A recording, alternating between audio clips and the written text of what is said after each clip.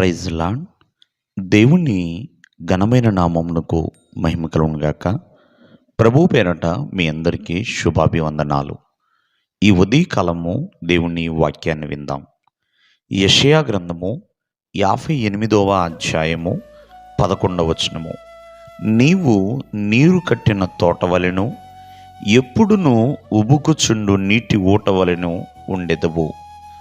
ప్రేమైన వర్లరా, దేవుడు ఈ ఉదయకాలమందు మనకు నేర్పిస్తున్న వాక్యము, నీరు కట్టిన తోట, ఎప్పుడు ఉబుకుచుండే నీటి ఊట.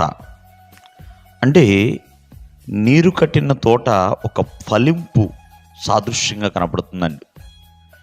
ఏ తోట అయితే ఎప్పుడు కూడా నీరు సమృద్ధిగా ఏ తోటకైతే వెళుతుందో ఆ తోటలో ఉన్న ప్రతి చెట్టు కూడా ఒక మంచిగా ఫలిస్తూ ఉంటుంది, ఒక ఫలభరితముగా ఉంటుంది. ప్రతి చెట్టు ఆ యొక్క కాలాల యందు తమ తమ కాలముల యందు మంచి మంచి ఫలాలు ఫలిస్తూ ఉంటాయి.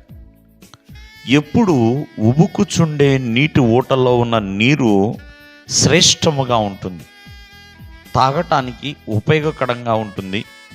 ప్రజలందరూ కూడా ఆ నీరుని ఉపయోగించుకునే విధముగా ఉంటుంది. ప్రియమైన వర్లరా, మరి నీరు కట్టిన తోట ఫలభరితానికి సాదృశ్యంగా ఉంది.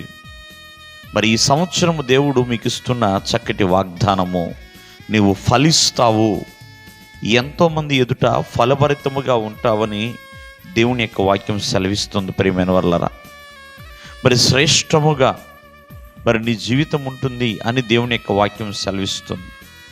కావున మరి అటువంటి ఫలింపులోనికి తీసుకొస్తున్న దేవాది దేవుని ఎదుట ఎల్లప్పుడూ కృతజ్ఞత కలిగి ఉండాలి. అంతేకాదు ఆ ప్రభువుని స్తుతిస్తూ ఉండాలి, ప్రార్థిస్తూ ఉండాలి, ఆయనకే మొర్ర పెట్టాలి. ఎందుకంటే ప్రతి ఒక్కరిని కూడా ఫలభరితంలోనికి దేవుడే నడిపించేవాడండి. శ్రేష్టమైన జీవితంలోనికి ఆయనే నడిపించేవాడు.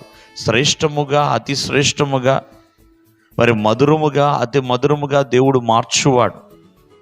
మరి ఫలింపులోంచి బహుఫలింపులోనికి దేవుడు తీసుకువెళ్తాడు. కావున ఈ ఉదయకాలమందు దేవుడిస్తున్న చక్కటి వాగ్దానము, నీరు కట్టిన తోట వలె దేవుడు మిమ్మల్ని చేస్తానంటున్నాడు. అంతేకాదు ఎప్పుడు ఉబుకుచుండే నీటి ఊట వలె నువ్వు ఉండెదవు అని దేవుని యొక్క వాక్యం సెలవిస్తుంది. మరి అలా ఉండాలి అంటే మరి దేవుని ఎదుట ప్రార్థించాలి.